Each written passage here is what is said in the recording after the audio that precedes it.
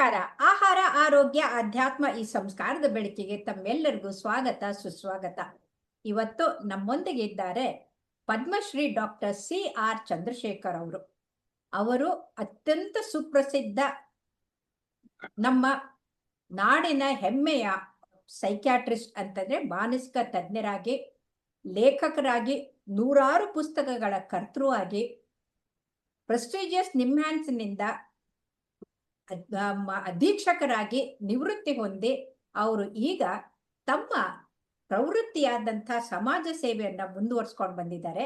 ಬನ್ನಿ ಅವರನ್ನ ಸ್ವಾಗತ ಮಾಡೋಣ. ನಮಸ್ಕಾರ ಸರ್. ನಮಸ್ಕಾರ ಸರ್, ಇತ್ತೀಚಿನ ದಿನದಲ್ಲಿ ಎಲ್ಲಿ ನೋಡದಲ್ಲೆಲ್ಲ ಇದು ತಲಬು ಅನ್ನೋದು ಹೆಚ್ಚಾಗಿದೆ, ಅಡಿಕ್ಷನ್. ಎಷ್ಟರ ಮಟ್ಟಿಗೆ ಅಂತಂದ್ರೆ ಶಾಲೆ ಕಾಲೇಜ್ಗಳಿಗೆ ಹೋಗೋ ಮಕ್ಕಳ ಸಮೀಕ್ಷೆ ಮಾಡಿದ್ರೆ 28% ಜನ ಅಡಿಕ್ಟ್ ಆಗಿದ್ದಾರೆ ಸ್ಮೋಕಿಂಗಿಗೆ ಮತ್ತೆ ಡ್ರಿಂಕ್ಸ್ಗೆ ಅಂತ. ಆಮೇಲೆ ಇತ್ತೀಚೆಗೆ ಯುವಕರು ಸತ್ತಿದ್ದನ್ನ ನೋಡಿದ್ವಲ್ಲ, ಅವರೆಲ್ಲ ಡ್ರಗ್ ಅಡಿಕ್ಟ್ಸು ಸತ್ತವ್ರು. ಅಷ್ಟೇ ಅಲ್ಲ, ನಿಮ್ಹ್ಯಾನ್ಸ್ನಲ್ಲೇನೆ ನಾನೇ ನೋಡಿ ಶಾಕ್ ಆಯ್ತು ನನಗೆ. ಫೀಮೇಲ್ ಡಿ ಅಡಿಕ್ಷನ್ ವಾರ್ಡ್ ಮಾಡಿದ್ದಾರೆ. ಇಡೀ ದೇಶದಲ್ಲೇ ಪ್ರಥಮವಾದಂಥ ಫೀಮೇಲ್ ಡಿ ಅಡಿಕ್ಷನ್ ವಾರ್ಡ್. ಅಂದ್ರೆ ಹೆಣ್ಣು ಮಕ್ಕಳಲ್ಲೇ ಇಷ್ಟು ಅಡಿಕ್ಷನ್ ಆದ್ರೆ ಧರೆ ಹತ್ತಿ ಉರಿದಂತೆ ಗಂಡು ಮಕ್ಕಳಿಗೆ, ತಮ್ಮ ಗಂಡಂದ್ರಿಗೆ, ಮಕ್ಕಳಿಗೆ ಮಾಡ್ಬೇಡಪ್ಪ ತಪ್ಪು ಅಂತ ಹೇಳೋರೇ ಉಳಿದಾಗ ಹೋಗ್ಬಿಟ್ಟಿದೆ. ಇಂಥ ಸಮಯದಲ್ಲಿ ನೀವು ಇಂಥ ಉತ್ತಮ ವಿಚಾರದ ಬಗ್ಗೆ ನಮ್ಮ ವೀಕ್ಷಕರಿಗೆ ತಿಳಿಸೋಕ್ ಬಂದಿರೋದು ತುಂಬಾ ಸಂತೋಷ. ನಮಸ್ಕಾರ ಸರ್, ಸ್ವಾಗತ. ಈ ಅಡಿಕ್ಷನ್ ಅಂದ್ರೆ ಏನು, ಯಾಕೆ ಬರುತ್ತೆ, ಏನು ಅಂತ ತಿಳಿಸ್ಕೊಡಿ. ಮನುಷ್ಯನ ಸ್ವಾಭಾವಿಕ ಆಸೆ ಅಂತಂದ್ರೆ ಖುಷಿ ಪಡ್ತಕ್ಕಂಥದ್ದು, ಖುಷಿ, ಸಂತೋಷ ಪಡ್ತಕ್ಕಂಥದ್ದು. ಪ್ಲೆಷರ್, ಸಂತೋಷ ಅಲ್ಲದು, ಪ್ಲೆಷರ್ ಪ್ಲೆಷರ್ ಪ್ಲೆಷರ್. ಸೊ ಹಾಗಾಗಿ ಈ ರೀತಿ ಪ್ಲೆಷರ್ ಅಥವಾ ಆನಂದ ಅಥವಾ ಖುಷಿ ಪಡೆಯೋದಕ್ಕೆ ಎಲ್ಲರೂ ಹಾತೊರಿತೇವೆ. ಆದ್ರೆ ಯಾವಾಗ ಯಾವುದೇ ವಸ್ತು, ಯಾವುದೇ ಚಟುವಟಿಕೆ ನಮಗೆ ಆ ಖುಷಿ ಕೊಡ್ತು ಅಂತಂದ್ರೆ ಮತ್ತೆ ಮತ್ತೆ ಮತ್ತೆ ಮತ್ತೆ ಅದನ್ನ ಸೇವಿಸೋಕೆ ಇಷ್ಟಪಡ್ತೇವೆ. ಹಾಗೆ ಆ ಚಟುವಟಿಕೆ ಮಾಡ್ಲಿಕ್ಕೆ ಇಷ್ಟಪಡ್ತೇವೆ. ಈಗ ನೀವು ಸ್ಮೋಕಿಂಗ್ ಹೇಳಿದ್ರಿ, ಹಾಗೆ ಡ್ರಿಂಕ್ಸ್ ಹೇಳಿದ್ರಿ, ಅದಕ್ಕಿಂತ ಹೆಚ್ಚಾಗಿ ಈಗ ಜಂಕ್ ಫುಡ್ ಅಡಿಕ್ಷನ್ ಶುರುವಾಗಿದೆ. ಜಂಕ್ ಫುಡ್ಸ್, ಹೌದು ಹೌದು ಹೌದು, ಅದು ಕೂಡ ಹೌದು. ಜಂಕ್ ಫುಡ್ಸ್ ಮಕ್ಕಳಲ್ಲಿ, ಹದಿವಯಸ್ಸಿನಲ್ಲಿ, ಇವನ್ ನನ್ನ ವಯಸ್ಸಿನ ಮುದುಕರಲ್ಲಿ ನಾಲಿಗೆ ಚಪ್ಪಲ ಹೋಗಲ್ಲ ಅಂತ. ನಾಲ್ಗೆ ಚಪ್ಪಲ. ಅದರಲ್ಲಿ ಹೆಚ್ಚು ಉಪ್ಪಿರುತ್ತೆ, ಹೆಚ್ಚು ಸಿಹಿ ಇರುತ್ತೆ, ಹೆಚ್ಚು ಮಸಾಲೆ ಇರುತ್ತೆ, ಹಾಗೆ ಕೆಲವು ಕೆಮಿಕಲ್ಸ್, ಟೇಸ್ಟ್ ಎನ್ಹ್ಯಾನ್ಸರ್ಸ್ ಇರುತ್ತೆ ಸರ್. ಟೇಸ್ಟ್ ಎನ್ಹ್ಯಾನ್ಸರ್ಸ್ ಬಹಳ ಡೇಂಜರಸ್. ಹಾಗಾಗಿ ಆರ್ಟಿಫಿಷಿಯಲ್ ಆಗಿ ಕೆಮಿಕಲ್ ಹಾಕಿ ರುಚಿಯನ್ನ ಜಾಸ್ತಿ ಮಾಡ್ತಕ್ಕಂಥ, ಹಾಗೆ ಅಡಿಕ್ಷನ್ ಮಾಡ್ತಕ್ಕಂಥ. ಯಾಕಂದ್ರೆ ಅವ್ರಿಗೆ ಗೊತ್ತು, ಇದನ್ನ ತಿಂದ್ರೆ ನಮ್ಮ ಅಂಗಡಿಗೆ ಒಂದು ಬರಬೇಕು, ನಾವು ಮಾಡೋ ಪಾನಿಪುರಿನ ತಿನ್ಬೇಕು, ನಾವು ಮಾಡೋ ಗೋಬಿ ಮಂಚೂರಿ ತಿನ್ಬೇಕು ಅಂತ ಅವ್ರು ಬೇಕು ಅಂತಾನೆ ಇದನ್ನ ಹಾಕ್ತಾರೆ. ಹಾಗಾಗಿ ಒಂದು ಎಲ್ಲ ವಯಸ್ಸಿನಲ್ಲಿ, ಮುಖ್ಯವಾಗಿ ಮಕ್ಕಳಲ್ಲಿ, ಹಾಗೆ ಹದಿವಯಸ್ಸಿನಲ್ಲಿ ಜಂಕ್ ಫುಡ್ ಅಡಿಕ್ಷನ್ನು ಅತಿ ಜಾಸ್ತಿ ಆಗ್ತಾ ಇದೆ. ಎರಡನೇ ಅಡಿಕ್ಷನ್ನು ನಮ್ಮ ಮೊಬೈಲ್ ಹಾಗೆ ಇಂಟರ್ನೆಟ್ ಅಡಿಕ್ಷನ್. NCERT ಪ್ರಕಾರ 70%, 75% ಮಕ್ಕಳ ಕೈನಲ್ಲಿ ಇವತ್ತು ಮೊಬೈಲ್ ಇದೆ, ಐಪ್ಯಾಡ್ ಇದೆ, ಇಂಟರ್ನೆಟ್ ಕನೆಕ್ಷನ್ ಇರ್ತಕ್ಕಂಥ ಇನ್ಸ್ಟ್ರೂಮೆಂಟ್ ಇದೆ, ಗ್ಯಾಜೆಟ್ ಇದೆ. ಹಾಗಾಗಿ ಅನೇಕ ಮಕ್ಕಳು, ಹದಿವಯಸ್ಸಿನವರು, ಹಾಗೆ ಇವನ್ ಮಹಿಳೆಯರು, ಯಾಕಂದ್ರೆ ಕೆಲಸ ಬೇಗ ಮುಗಿದೋಗುತ್ತೆ, ಏನ್ ಮಾಡೋದು, ಅಥವಾ ನಿದ್ದೆ ಬರೋದಿಲ್ಲ. ನೀವು ಮಹಿಳೆಯರು ಅಂತಂದ್ರಲ್ಲ, ಮೊಬೈಲ್ ಅಲ್ಲ. ಈ ಒಂದು ಹಳ್ಳಿಗೆ ಹೋಗಿದ್ದೆ ಸರ್, ಅಲ್ಲಿ ಗುರುಗಳಿಗೆ ಏನ್ ಮಾತಾಡ್ಲಿ ಅಂತ ಕೇಳ್ದೆ, ಟಿವಿ ಸೀರಿಯಲ್ ನೋಡ್ತಾ ಕೂತ್ಕೊಳ್ತಾರೆ, ಸ್ವಲ್ಪ ಬುದ್ಧಿ ಹೇಳಿ ಅಂತಂದ್ರು. ಇದು ಹಳ್ಳಿಯಲ್ಲಿ ಸರ್, ಹಳ್ಳಿ. ಹಾಗಾಗಿ ಈ ಗ್ಯಾಜೆಟ್ಸ್ ಅಡಿಕ್ಷನ್ ಅಥವಾ ಮೊಬೈಲ್ ಅಡಿಕ್ಷನ್, ಇಂಟರ್ನೆಟ್ ಅಡಿಕ್ಷನ್ ಇವತ್ತು ಎಲ್ಲ ಕಡೆ ಜಾಸ್ತಿ ಆಗ್ತಾ ಇದೆ. ಇವೆರಡು, ಜಂಕ್ ಫುಡ್ ಅಡಿಕ್ಷನ್ನು ಮತ್ತೆ ಮೊಬೈಲ್ ಮತ್ತೆ ಇಂಟರ್ನೆಟ್ ಅಡಿಕ್ಷನ್ನು ಸಿಕ್ಕಾಪಟ್ಟೆ ಜಾಸ್ತಿ ಆಗ್ತಾ ಇದೆ. ಹಾಗೇನೆ ಈ ಮೊಬೈಲ್ನಲ್ಲಿ ಮತ್ತೆ ಇಂಟರ್ನೆಟ್ ಅಲ್ಲಿ ಗೇಮಿಂಗ್ ಅಂಡ್ ಗ್ಯಾಮ್ಲಿಂಗ್.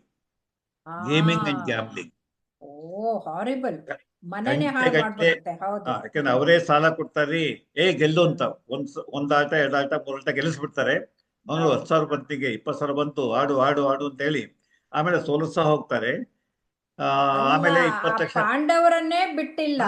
ಅಡಿಕ್ಷನ್, ಇನ್ನು ಇವರಿಗೆ ಬಿಡುತ್ತಾ?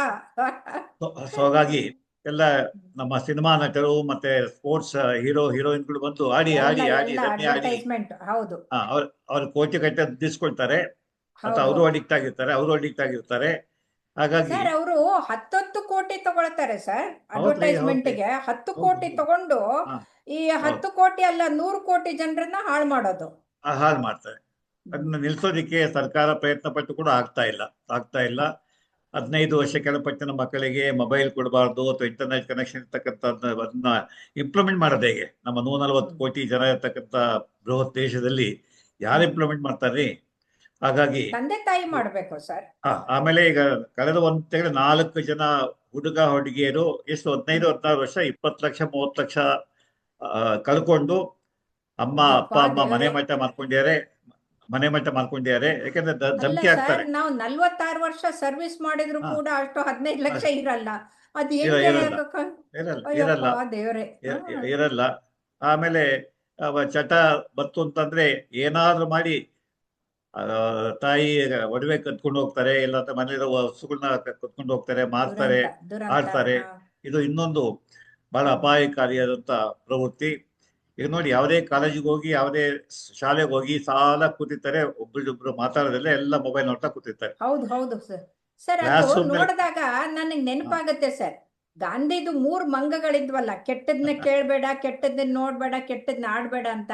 ಇವು ಯಾವ್ದನ್ನು ಕೇಳಲ್ಲ, ಯಾವ್ದನ್ನು ನೋಡಲ್ಲ, ಯಾವ್ದನ್ನು ಆಡಲ್ಲ, ಬರೀ ಮೊಬೈಲ್ ಅಲ್ಲೇ ಮುಳುಗ್ಬಿಟ್ಟಿರುತ್ತೆ. ಈ 4ನೇ ತರದ ಮಂಗಗಳಾಗ್ಬಿಟ್ಟಿವೆ ಮಕ್ಕಳು. ಹೌದು. ಈಗ ಮೊಬೈಲ್ಗೋಸ್ಕರ, ಇಂಟರ್ನೆಟ್ ಕನೆಕ್ಷನ್ಗೋಸ್ಕರ ತಂದೆ ತಾಯಿನ ಕೊಂದೋರಿದ್ದಾರೆ. ಆಮೇಲೆ ನೋಡಿ, ಮಗ ಬಿಡ್ಲಿಲ್ಲ ಅಂತ ತಕೊಂಡಿದ್ಕೆ ಸೂಯಿಸೈಡ್ ಮಾಡ್ಕೊಂಡಿದ್ದಾಳೆ ಹುಡುಗಿ ಒಬ್ಳು. ಆಮೇಲೆ ತಂದೆನೇ ಬೆಂಕಿ ಹಚ್ಬಿಟ್ಟಾನೆ ಮಗನ್ನ. ಈ ಚಟ ನೋಡ್ಲಾರ್ದೆ ಹೇಳಿ ಸಾಕಾಗಿ ಸಿಟ್ಟು ಬಂದು ಮಗನಿಗೆ ಬೆಂಕಿ ಹಚ್ಬಿಟ್ಟಾರೆ. ಹಾಗೆ ತಂದೆನ ಕೊಂದೋರಿದ್ದಾರೆ, ತಾಯಿನ ಕೊಂದೋರಿದ್ದಾರೆ, ಆತ್ಮಹತ್ಯೆ ಮಾಡ್ಕೊಳ್ತೀನಿ ಅಂತ ಧಮಕಿ ಹಾಕೋರಿದ್ದಾರೆ. ಒಬ್ಬ ಹುಡುಗಿ 16 ಸರಿ ಕೈ ಕಟ್ಕೊಂಡು ಬಂದೇಳೆ, ಕೈ ಕಟ್ ಮಾಡಿ. ಮೊಬೈಲ್ ಕಿತ್ಕೊಂಡ್ರೆ ಕೈ ಕಟ್ ಮಾಡ್ಕೊಳ್ತೀನಿ ಅಥವಾ ಕುತ್ತಿಗೆ ಕಟ್ ಮಾಡ್ಕೊಳ್ತೀನಿ. ಮೊಬೈಲ್ ಸರ್ ನೀವ್ ಹೇಳಿ ಸರ್, ನಾನು ಮೊಬೈಲ್ ಇಂದ ಬದುಕಕ್ಕಾಗಲ್ಲ ಸರ್. ಆ ಮಟ್ಟ ಕೊಟ್ಟೋಗಿದೆ.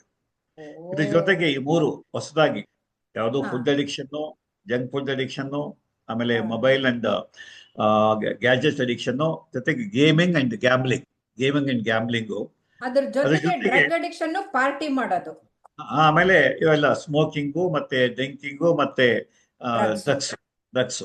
ನೋಡಿ, ಕೋಟಿ ಗಟ್ಟಲೆ ಡ್ರಗ್ಸ್ ಅನ್ನ ಹಿಡಿತಾರೆ. ಆದ್ರೆ ಅದು 1% 99% ಜನ ಮಾರಾಟ ಕೊಟ್ಟು ಹೋಗುತ್ತೆ. ಸ್ಟೂಡೆಂಟ್ಸ್ ವಿದ್ಯಾರ್ಥಿಗಳೇ ಡ್ರಗ್ ಪೆಡ್ಲರ್ಸ್ ಆಗಿ ಕನ್ವರ್ಟ್ ಆಗ್ತಾರೆ. ಮಂಗಳೂರಿನಲ್ಲಿ, ಶಿವಮೊಗ್ಗದಲ್ಲಿ ಮೆಡಿಕಲ್ ಸ್ಟೂಡೆಂಟ್ಸೇ ಪೆಡ್ಲಿಂಗ್ ಮಾಡಿದ್ದಾರೆ. ಸರ್ ಮೆಡಿಕಲ್ ಸ್ಟೂಡೆಂಟ್ಸ್ ಬ್ರಿಲಿಯಂಟ್, ಅದು ಒಳ್ಳೆ ಪ್ರೆಸ್ಟಿಜಿಯಸ್ ಮೆಡಿಕಲ್ ಕಾಲೇಜ್ ಅವರು ಅಡಿಕ್ಟ್ ಆಗ್ತಾರೆ. ಯಾಕಂದ್ರೆ ಇದು ಮನುಷ್ಯನ ವಿವೇಚನೆಗೆ ಇದು ಬೂದಿ ಹಸುತ್ತೆ, ಮಂಕು ಬೂದಿ ಹಸುತ್ತೆ. ಅಪಾಯ ಅಂತ ಗೊತ್ತಿರೋ ಕೂಡ ಒಂದ್ಸಲ ಅಡಿಕ್ಟ್ ಆಯ್ತು ಅಂತಂದ್ರೆ ಆ ಸರ್ಕ್ಯೂಟ್ ಬ್ರೈನ್ ನಲ್ಲೇ ಸರ್ಕ್ಯೂಟ್ ಆಗ್ಬಿಡುತ್ರಿ.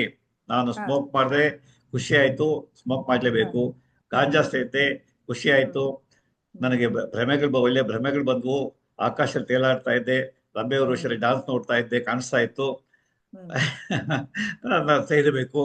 ಹೀಗೆ ಆ ಸರ್ಕ್ಯೂಟ್ ಯಾವಾಗ ಫಾರ್ಮ್ ಆಗ್ಬಿಡುತ್ತೆ, ಅದು ಬ್ರೇಕ್ ಮಾಡೋದು ಬಹಳ ಕಷ್ಟ. ಯಾಕಂದ್ರೆ ಅವ್ರ ಕಷ್ಟ ಅರ್ಥವಾಗುತ್ತೆ. ಸಾರ್ ಬಿಡ್ಬೇಕು ಅಂತ ಸಾರ್ ಬಿಡಕ್ಕಾಗಲ್ಲ ಸರ್. ನಾನು ಪ್ರಮಾಣ ಮಾಡ್ತೀನಿ ದೇವ್ರ ಮೇಲೆ ಅಥವಾ ನನ್ನ ಮಗನ ಮೇಲೆ, ನನ್ನ ಮಗಳ ಮೇಲೆ, ಆದ್ರೆ ಆ ಸಮಯ ಬಂತು ಅಂದರೆ ಕುಡಿಲೇಬೇಕು ಸರ್. ಈ ರೀತಿ ಅಡಿಕ್ಷನ್ ಮನುಷ್ಯನ ಮನಸ್ಸನ್ನ ಪೂರ್ಣ ತನ್ನ ಹತೋಟಿಗೆ ತೆಗೆದುಕೊಂಡ್ಬಿಡುತ್ತೆ. ಹಾಗೆ ದೇಹಕ್ಕೆ ಅಪಾಯ. ನೀವು ಕಾಲೇಜಲ್ಲಿ ಎಷ್ಟು ಹೇಳ್ತೀರಿ, ಶರ್ಟ್ ಹಾಕಿದ್ದೀವಪ್ಪ ಕುಡಿಬೇಡ ಅಂತಂದ್ರೆ ಆಯ್ತು ಮೇಡಮ್ ಅಂದ್ಬಿಟ್ಟು ಹೋಗಿ ಕುಡಿತಾರೆ. ಸ್ಮೋಕ್ ಮಾಡಬೇಡ ಅಂತಂದ್ರೆ ಇಲ್ಲ ಅಂತ ಹೇಳ್ಬಿಟ್ಟು ಹೋಗಿ ಮನೇಲಿ ತಂದ್ಕೊಡಿ ಅವ್ರು ಪ್ಯಾಕೆಟ್ ಕುಡಿತೇನೆ ಅಂತ ಹೇಳೋ ರೋಗಿಗಳು ಇದ್ದಾರೆ. ಹಾಗಾಗಿ ಅಡಿಕ್ಷನ್ ಮನುಕುಲದ ಶಾಪ. ಆಲ್ಕೋಹಾಲು, ಗಾಂಜಾ ಇವೆಲ್ಲ 5,000-6,000 ವರ್ಷಗಳಿಂದ ನಮ್ಮ ಸಂಸ್ಕೃತಿಯಲ್ಲಿ, ಬೇರೆ ಬೇರೆ ದೇಶ ಸಂಸ್ಕೃತಿಯಲ್ಲಿ ಜನ ಉಪಯೋಗಿಸಿದ್ದಾರೆ. ಆದ್ರೆ ಈಗ ಯಾವಾಗ ಟೆಕ್ನಾಲಜಿ ಇಂಪ್ರೂವ್ಮೆಂಟ್ ಆಯ್ತು, ಸೋಷಿಯಲ್ ಮೀಡಿಯಾ ಬಂತು, ಹಾಗೆ ಟಿವಿ ಬಂತು, ಮೊಬೈಲ್ ಬಂತು, ಹಾಗೆ ನೀವು ಹೇಳ್ದಾಗೆ ಈ ಸೀರಿಯಲ್ ಅಡಿಕ್ಷನ್ ಹೆಣ್ಮಕ್ಳು ಅಥವಾ ಮುಖ್ಯವಾಗಿ ವಯಸ್ಸಾದವರು, ಅದು ಏನು ಕೆಲಸ ಇಲ್ಲ ಸರ್, ಒಂದಾದ್ಮೇಲೆ ಒಂದು ಅದು ಮುಗಿಯೋದೇ ಇಲ್ಲ ಸರ್. ಪಾಪ ಅದು ಮಂಗಳಕ್ಕೆ ನಾನು ಸಾಂತ್ವನ ಬರೀತಾ ಇದ್ದೆ. ಮೊದ್ಲು ಮಹಿಳೆಯರು ಕೇಳ್ತಾ ಇದ್ರು, ಆಮೇಲೆ ಒಂದ್ಸಲ ಗಂಡಸರು ಬರೆಯೋಕ್ ಶುರು ಮಾಡ್ಬಿಟ್ರು. ಒಬ್ರು ಹೌದು. ಬರ್ದಿದ್ರು, ನಾನು ಆಫೀಸಿಂದ ಸುಸ್ತಾಗಿ ಬಂದ್ರೆ ಒಂದ್ ಲೋಟ ನೀರಲ್ಲಿ ಕಾಫಿ ಬಿಡಿ ನೀರು ಕೊಡಲ್ಲ, ಕೊಡಲ್ಲ. ಆಮೇಲೆ ಹೊಟ್ಟೆ ಹಸಿದು ಊಟಕ್ಕೆ ಕೇಳಿದ್ರೆ ರೀ ಸ್ವಲ್ಪ ಇರಿ, ಇದು ಸೀರಿಯಲ್ ಮುಗಿದ್ಮೇಲೆ ಅಡಿಗೆ ಮಾಡ್ತೀನಿ ಅಂತ. ಅದು ಒಳ್ಳೆ ಮುಗಿಯೋವರೆಗೂ ತಡ ಆಯ್ತು, ನಾನು ಹೋಟ್ಲಿಗೆ ಹೋಗ್ತೀನಿ ಅಂದ್ರೆ, ಇರಿ ಇದು ಮುಗಿದ್ಮೇಲೆ ನಾನು ನಿಮ್ ಜೊತೆಗೆ ಹೋಟ್ಲಿಗೆ ಬರ್ತೀನಿ ಅಂತ. ಸೊ ಹಾಗಾಗಿ ಇದು ಇಡೀ ಪ್ರಪಂಚ ಕೋವಿಡ್ ಬಂದ್ಮೇಲೆ ನಾವು ಎಲ್ರಿಗೂ ಇನ್ನೂ ಮೊಬೈಲ್ ಕೊಟ್ವಿ, ವಿಪರೀತ ಆಗಿದೆ. ಹೌದು. ಮೊಬೈಲ್ ಕೊಟ್ವಿ, ಇಂಟರ್ನೆಟ್ ಕನೆಕ್ಷನ್ ಮೊಬೈಲ್ ಕೊಟ್ವಿ. ಪಾಠಗಳು ಬರ್ತದೆ ಸರ್, ಹೋಮ್ವರ್ಕ್ ಕೊಡ್ತಾ ಸರ್, ಕೊಡ್ಲೇಬೇಕು ಸರ್. ಅವರು ಹೋಮ್ವರ್ಕ್ ಮಾಡೋದು ಬಿಟ್ಟು ಮೊಬೈಲ್ ಈ ಗೇಮಿಂಗ್ಗೆ ಮತ್ತೆ ಗ್ಯಾಮ್ಲಿಂಗ್ ಅಡಿಕ್ಟ್ ಆಗ್ತಿದ್ದಾರೆ. ಅದಕ್ಕೆ ಪೋರ್ನೋಗ್ರಫಿ ಇನ್ನೊಂದು ಅಡಿಕ್ಷನ್, ಪೋರ್ನೋಗ್ರಫಿ. ಓ ಅಶ್ಲೀಲ ಚಿತ್ರಗಳನ್ನ ನೋಡ್ತಕ್ಕಂಥದ್ದು, ಹಾಗೆ ಅಶ್ಲೀಲ ಚಿತ್ರಗಳನ್ನ ಕಳಿಸ್ತಕ್ಕಂಥದ್ದು. ನೋಡಿ, ಇವತ್ತು ಪೇಪರ್ನ ಬಂದಿದೆ, ಒಬ್ಬ ಆಕೆಗೆ ನಿನಗೆ 30 ಲಕ್ಷ ಕೊಡ್ತೀನಿ, ನಿನ್ನ ನಗ್ನ ಚಿತ್ರವನ್ನ ನನಗೆ ಮೇಲ್ ಮಾಡು ಅಂತ. 30 ಲಕ್ಷ, 30 ಲಕ್ಷ ಇಸ್ ಆಫರಿಂಗ್. ಅಂದ್ರೆ ಆ ನಗ್ನ ಚಿತ್ರ ಕೂಡ ಅವನು ಎಷ್ಟು ಕೋಟಿ ದುಡ್ಡು ಮಾಡ್ತಾರೆ ನೋಡ್ಕೊಳ್ಳಿ. ಇನ್ನೊಂದು ಹುಡುಗಿ, ನೀನು ಸ್ನಾನ ಮಾಡುವಾಗ ನೀನು ಸೆಲ್ಫಿ ತೆಗೆದು ಕಳ್ಸಿ ಅಂತ ಇಬ್ರು ಹುಡುಗಿರು ಹೇಳಿದಂತೆ, ಇವಳು ಕಳಿಸಿದ್ಲು. ವಿತಿನ್ 1 hour ವೈರಲ್ ಆಯ್ತು. And she tried to commit suicide. ನೋಡಿ, 9ನೇ ಕ್ಲಾಸ್ ಹುಡುಗಿ ತಾನೇ ಹೇಳ್ತಾರೆ, ಅಷ್ಟು ಬುದ್ಧಿ ಬೇಡ ಅವಳಿಗೆ, ಸ್ನಾನ ಮಾಡುವಾಗ ಸೆಲ್ಫಿ ತೆಗೆದು ಕಳಿಸಿದ್ದಾಳೆ, ಯಾರೋ ಇಬ್ರು ಸ್ನೇಹಿತೆಯರು ಅಂತ.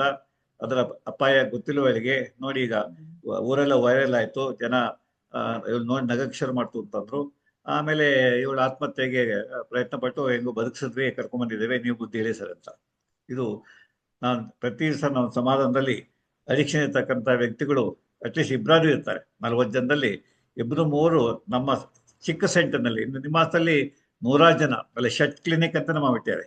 ಯಾವುದಕ್ಕೆ? ಮೊಬೈಲ್ ಅಡಿಕ್ಷನ್ಗೆ ಶಟ್ ಕ್ಲಿನಿಕ್ ಅಂತ ಸಪ್ರೇಟ್ ಕ್ಲಿನಿಕ್ ಮಾಡಿ ಆನ್ಲೈನ್ ನಲ್ಲಿ ಅವರಿಗೆ ಸಲಹೆ ಕೊಟ್ಟು, ಆಪ್ತ ಸಲಹೆ ಕೊಟ್ಟು ಅವರಿಗೆ ಹೇಗೆ ಡೈವರ್ಷನ್ ಅಷ್ಟೇ. ನಿಮ್ಮ ಹ್ಯಾಂಡ್ಸ್ ನಲ್ಲಿ ಡಿ ಅಡಿಕ್ಷನ್ ಯಾವ ತರದ್ದು ಆನ್ಲೈನ್ ಗೆ ಎಷ್ಟು ಇದೆ ಸರ್? ಮತ್ತೆ ಅಲ್ಲಿ ಅಡ್ಮಿಷನ್ ಗೆ ಹೇಗೆ ಅಂತಂದ್ರೆ, ಈಗ ಸ್ಮೋಕಿಂಗು ಮತ್ತೆ ಡ್ರಿಂಕಿಂಗು ಡ್ರಗ್ಸ್ಗೆ ಅಡ್ಮಿಷನ್ ಆಗ್ಲೇಬೇಕು. ಅದು OPD ನೋಡ್ತೇವೆ.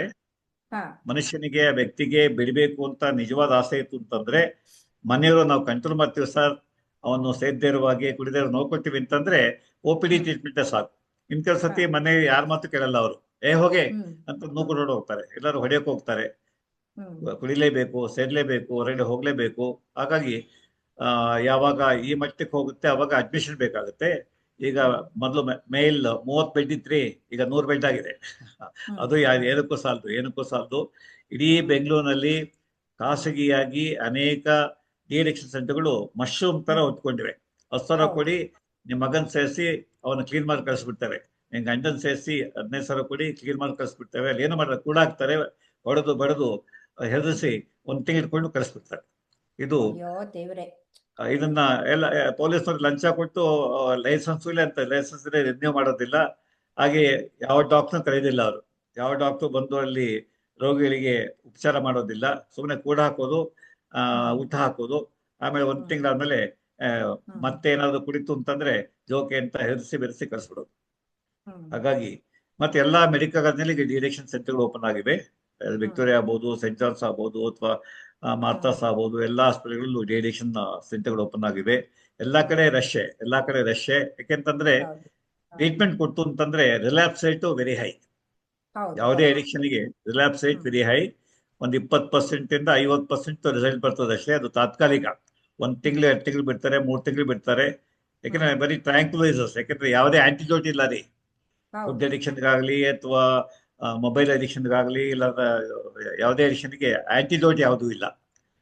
ಓನ್ಲಿ ಆ ವಿತ್ಡ್ರಾಯಲ್ ಸಿಂಪ್ಟಮ್ಸ್ ಏನ್ ಬರ್ತದೆ, ತಗೋಬೇಕು ಅಂತಕ್ಕಂಥ ಕ್ರೇವಿಂಗ್ ಏನಿದೆ ಅದನ್ನ ಕಡಿಮೆ ಮಾಡ್ಲಿಕ್ಕೆ, ಹಾಗೆ ಫಿಸಿಕಲ್ ವಿತ್ಡ್ರಾಯಲ್ ಸಿಂಪ್ಟಮ್ಸು ಮತ್ತೆ ಸೈಕಲಾಜಿಕಲ್ ವಿತ್ಡ್ರಾಯಲ್ ಸಿಂಪ್ಟಮ್ಸು ಅದನ್ನು ಕಡಿಮೆ ಮಾಡಲಿಕ್ಕೆ ಟ್ರ್ಯಾಂಕ್ಯುಲೈಸರ್ಸ್ ಉಪಯೋಗಿಸ್ತೇವೆ. ಹಾಗೆ ಒಂದು ವಿಟಮಿನ್ಸ್ ಅದು ಇದು. ಹಾಗೆ ನ್ಯೂಟ್ರಿಷನ್, ಅವರಿಗೆ ಅನಿಮಿಯಾ ಇರುತ್ತೆ, ಮತ್ತೆ ವಿಟಮಿನ್ B12 ಕಮ್ಮಿ ಇರುತ್ತೆ. ಈಗ ಸರಿ ಆಹಾರ ಸೇವನೆ ಮಾಡೋದಿಲ್ಲ. ಈ ಹಣ ಎಲ್ಲ, ಗಮನ ಎಲ್ಲ ಅಡಿಕ್ಷನ್ ಬಗ್ಗೆ ಹೋಗುತ್ತೆ. ಊಟ ಮಾಡೋದಿಲ್ಲ ಟೈಮ್ಗೆ, ಸರಿ ನಿದ್ದೆ ಮಾಡೋದಿಲ್ಲ ಟೈಮ್ಗೆ, ತಮ್ಮ ಆರೋಗ್ಯನ ನಿರ್ಲಕ್ಷ್ಯ ಮಾಡ್ತಾರೆ. ಹಾಗಾಗಿ 4 ಹಂತದಲ್ಲಿ ಡಿ ಅಡಿಕ್ಷನ್ ನಡೆಯುತ್ತೆ. ಒಂದು, ಇಮ್ಮಿಡಿಯೇಟ್ಲಿ ದೇ ಶುಡ್ ಸ್ಟಾಪ್. ಸ್ವಲ್ಪ ಬಿಟ್ಟಿಂದ ಕೆಲಸ ಮಾಡೋದಿಲ್ಲ.